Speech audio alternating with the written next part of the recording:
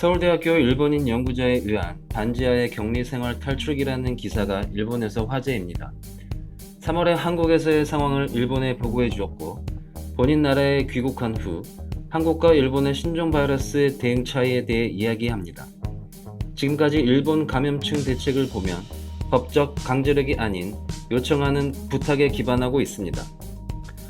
많은 일본인은 그것을 따를 것이지만 약간의 편차가 감염을 확대시킬 위험이 있기 때문에 한국의 대책을 배워야 할 점은 있습니다. 라고 이야기합니다. 이 일본인은 또 이렇게 말합니다. 3월에도 말씀드렸습니다만 저는 서울대에서 오랜 연구를 계속하고 있습니다. 신형 코로나 바이러스가 만연할 때 즉시 귀국하지 않고 반지하 방에서 격리 생활을 하게 되었습니다. 라고 했습니다. 아카데미상을 수상한 한국 영화 기생충에서도 화제가 된 말 그대로 반지하입니다. 4월 한국에서 코로나에 감염된 생활을 하는 것은 불안했기 때문에 LCC에도 불구하고 편도 5만엔이나 하는 티켓으로 귀국했습니다. 나리타 공항에 도착 후 먼저 귀국 의무가 있는 PCR 검사까지 2시간에서 6시간 기다려야 한다고 검역관에게 들었을 때부터 예감은 하고 있었습니다. 결국 검사는 즉시 받을 수 있었고 입국 심사와 짐을 받을 때까지 부드럽게 이어졌습니다만 호텔의 안내까지의 대기 장소가 지옥이었습니다. 라고 말합니다.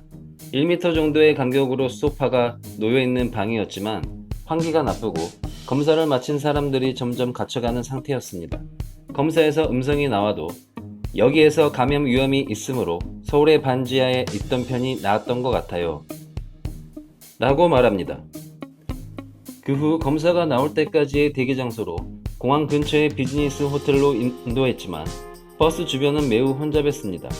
저는 운이 좋게 하룻밤에 음성 결과가 나왔으므로 그대로 집에서 가까운 하네다 공항까지 버스로 갈 수 있었습니다.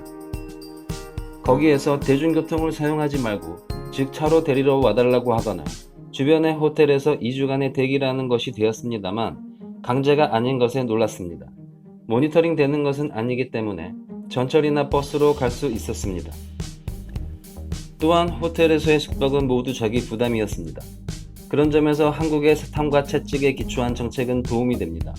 감염 의심자와 입국자 전원이 검사를 받고 2주간의 강제 격리를 지시한다고 하더라도 그동안의 체재비 등의 보상이 따라옵니다.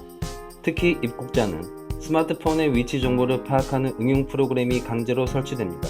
하지만 그것을 두고 외출하는 사람이 속출하고 있어 문제가 되고 있습니다.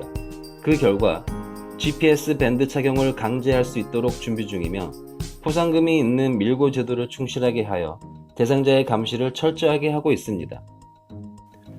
일본과 단순 비교는 할 수 없지만 일본은 신종 바이러스로 인해 현재 매우 위험한 상황이라 한국에서의 반지하가 그립기도 합니다.